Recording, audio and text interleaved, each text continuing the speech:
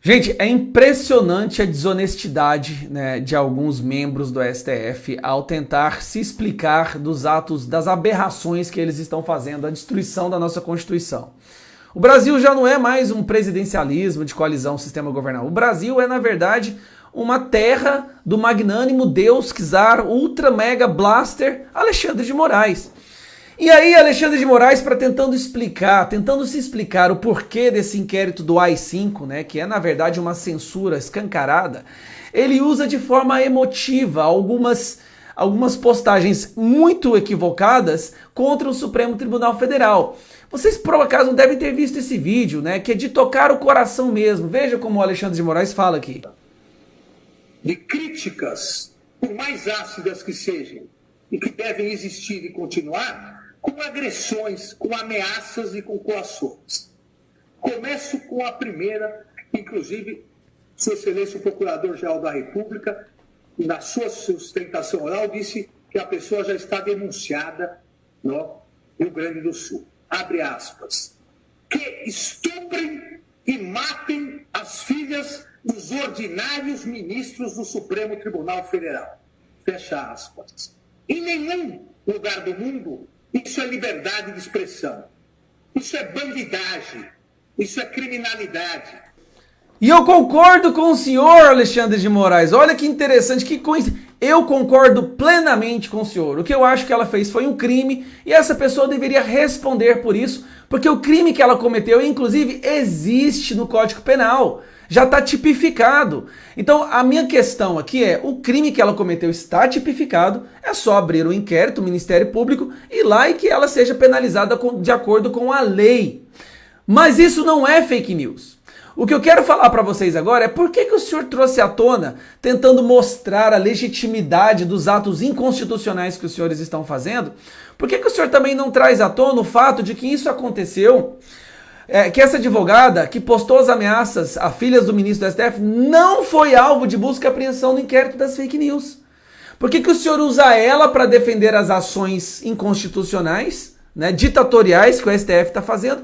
É uma pergunta genuína, mas ela também não foi alvo nessa busca e apreensão. Por quê? É uma pergunta autêntica que eu estou te fazendo aqui. E tem um outro detalhe, querido ouvinte, querido audiência aqui. Ela fez uma retratação. Sabe quando que ela postou isso? Ela postou isso no dia 7 de novembro.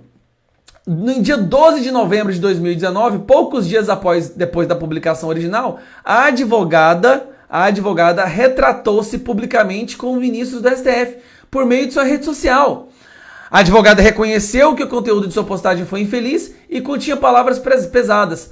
Todavia, afirmou que se manifestou como cidadã de forma indignada com a decisão da corte que liberou presos pelo país, inclusive estupradores. E você sabe por que essa advogada foi tão indignada, né? Foi tão assim, ela exagerou no comentário dela, senhor ministro, porque ela foi estuprada quando ela tinha 20 anos.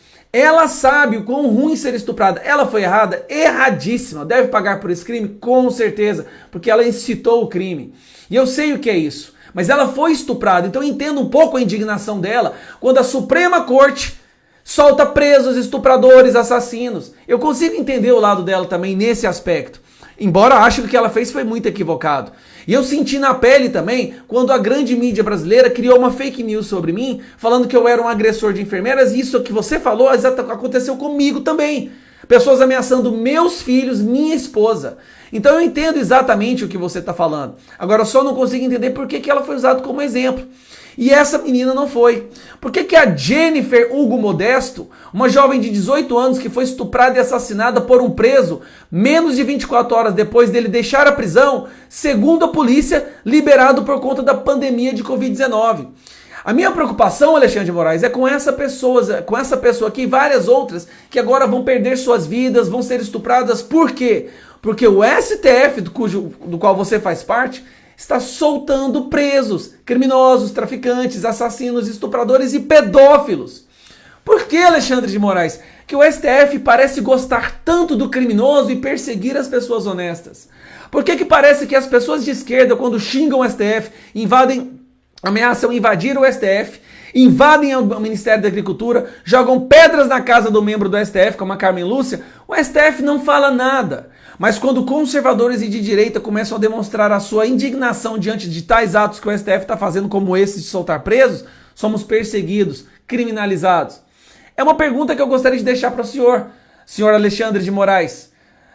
O Brasil precisa saber por que a esquerda, por que a direita e os conservadores não podem se expressar, mas a esquerda podem destruir, matar, assassinar, estuprar e são liberados pelo STF. Chega de desonestidade intelectual, para com esse teatrinho. O Brasil já sabe o que está acontecendo. O Brasil já sabe o que está acontecendo. Curta, se inscreva e compartilhe. Tchau.